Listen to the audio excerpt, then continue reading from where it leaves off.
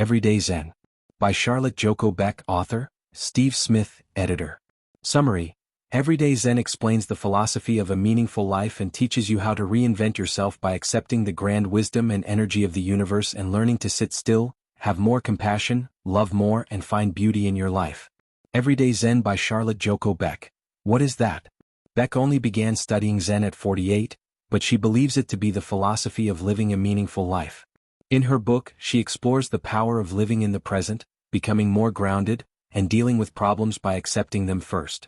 Mastering this philosophy will transform the way you live and relate to your experience on Earth. By focusing more on your spiritual self and the bigger picture rather than material things and everyday ups and downs, you'll become happier. You'll see it takes a lifetime of living to get to your highest potential and therefore stress less. Let's start with 3 of my favorite lessons from the book. To become Zen, you must learn to love and accept your fate. Learn the difference between decisions and problems to alleviate negative emotions in your life. Death is crucial to life, and acknowledging that can bring you a lot of peace. Now we'll dig deep into each lesson and scoop out all the valuable insights they have to offer. Here we go. Lesson 1. Groundedness and loving your life are the key to a Zen state of mind. Similar to the Stoic philosophy, being Zen promotes loving your fate and the present moment. Living by some self-imposed standards that you inherit from society and the expectations that come with the conventional definition of success will only hurt you in the long run. Instead, work on being happy with what you currently have and loving your fate. Why? Because even if you don't, it won't change a thing. You're still going to be living in the same body, having the same soul, traits, and the life you're living. Therefore, why not choose to love it and decide that your life is more about the right here, right now, rather than when X will happen, then I'll be happy? At the end of the day, it's truly just a matter of choice, of perception, and the more you work on your mind and the way you relate to your experience, the more you'll enjoy life. In the process, you'll encounter hardship, such as discomfort, sickness, negative emotions, and many other challenges.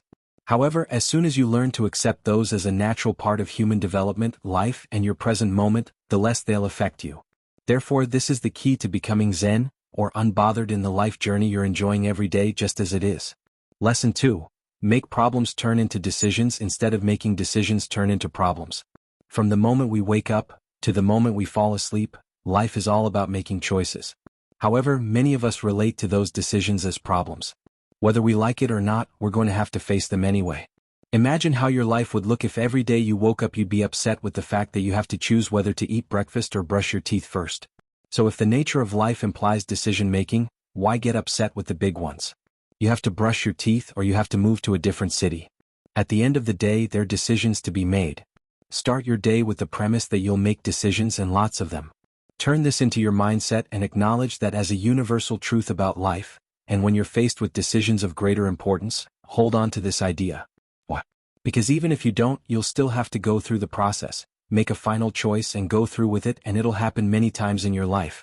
Eventually, all of us have to answer questions like, where will I live? Who am I going to share my life with? What will I do for a living? And so, there is no need to add extra pressure to these decisions by turning them into problems or losing sleep over them.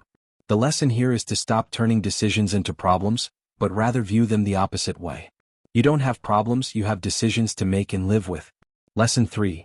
Impermanence is just another word for perfection. Practicing Zen comes with acknowledging that everything, from the flowers in your garden to your life, is impermanent. The circle of life comes with birth, growth, and death, and that's the beauty of it. Just as you're reading this, cells in your body are dying to leave room for new cells to form. Instead of fearing and opposing this natural part of life, why not accept it and live with it?